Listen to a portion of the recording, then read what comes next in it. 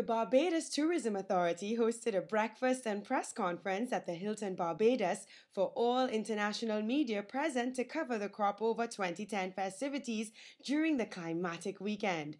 The Honorable Minister of Tourism, Richard Seeley, was on hand to offer vital statistics and information about the progress of the Crop Over campaign in promoting the Barbados brand to the world, and he proudly stated that over 60 million people have been reached through multi-platform media exposure.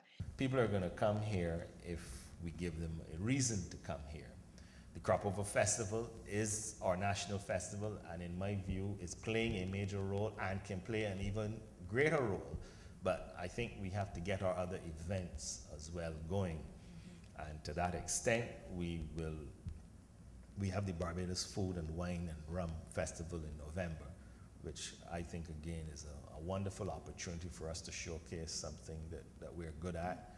I already spoke to the culinary prowess of Barbados. He also shared that there were more visitors in 2010 than in 2009 due to an exponential increase in visiting friends and relatives to the island during the first 6 months of 2010, proving that the niche market of Barbadians residing outside the island can contribute just as much and even more to the progress of the island's tourism and infrastructural development. However you define yourself as being a friend of Barbados, hence the title, the Family and Friends program, and however you define yourself, you know, simply registering online, you can help us in a meaningful way, and yes, help yourself, because there is some benefit to be had from encouraging people to come here. So, you know, you get points allocated for every person that comes here, and more points for every night they stay in a hotel that's participating in the program, and those points can be redeemed and you can get some financial benefit, and I think it is a very wonderful program. So for 2011, what can we look forward to for Crop Over 2011? Well, you know, the NCF is doing a fantastic job. I think that Crop Over continues to develop. It's a wonderful festival. It has its unique aspect.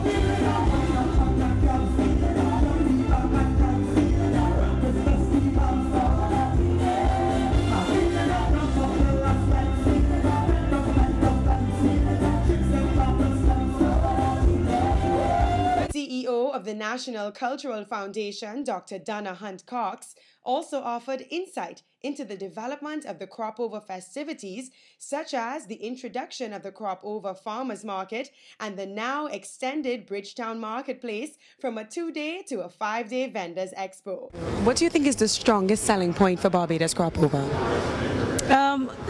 Well, people say the calypso because of the music, and the music industry right now is taking off, but people love the combination of the visual, the kaduma, the costume, the revelry, the excitement. People get a chance to let down their hair. So we need to look at preservation of indigenous things, like you know, that the old people, that those traditional things that are going out because we have not passed them on. With special appearances by reigning Pick of the Crop champion and the most influential Barbadian entertainer, Gabby, who gave exclusive commentary on his Pick of the Crop win alongside 2010 Sweet Soca Monarch TC, this press conference came off with 100% Crop Over flair and true Barbadian hospitality.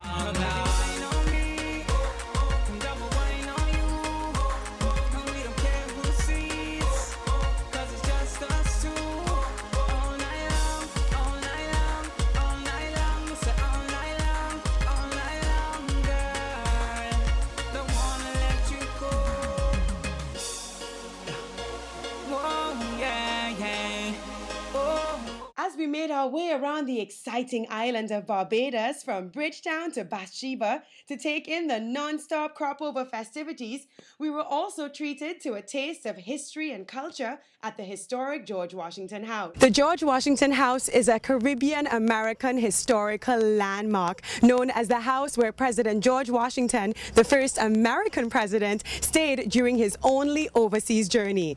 Back in 1751, over 250 years ago, President President Washington visited the island with his brother Lawrence. His favorable memories of Barbados are now documented in his world-famous diary. So we're here in George's bedroom, and immediately everybody is focused on this particular item here. Now this here is a cedar trunk, but what it did is that they put some goat hide, and this is goat hide here, on top of the trunk in order to waterproof it. So the here sort of acts like a barrier to protect the contents, like the clothes, from the water. So it's a very ingenious way of doing that.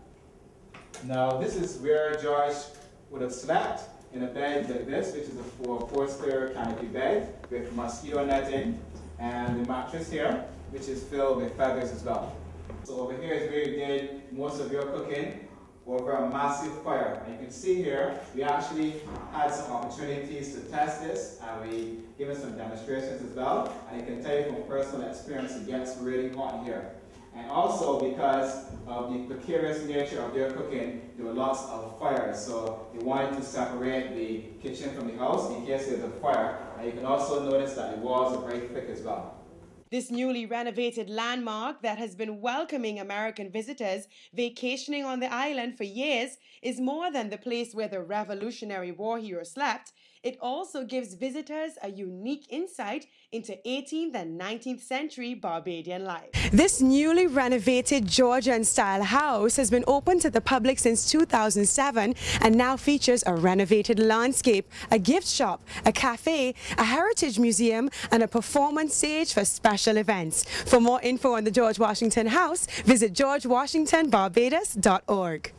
I'm Jeanille Bonterre for ZYNC TV, New York LINKZ, and we're at the waterfront in Bridgetown, Barbados. Great shopping, great food, great sights. Check it out.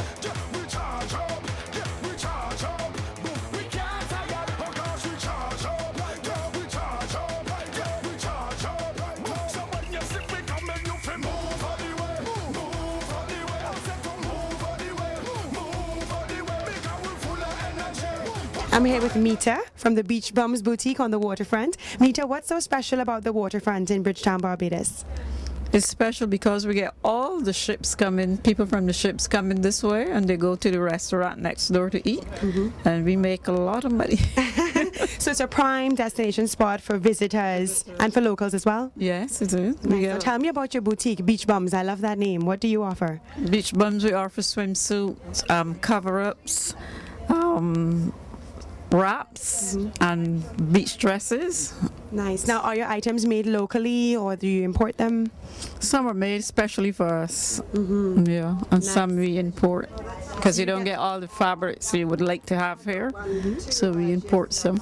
Nice, but you give that real Bajan Caribbean flavor with the items that you sell. Yeah, nice. Flamboyant colors, bright colors that people like when they're here to wear. And Bajan style is flamboyant and bright. Yes, yes. Nice. So now we know where superstars like Rihanna and them get their style from, right? Straight from Barbados.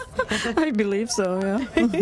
All right, thank you, Mita. I'm going to shop around and see what else I can find. Okay.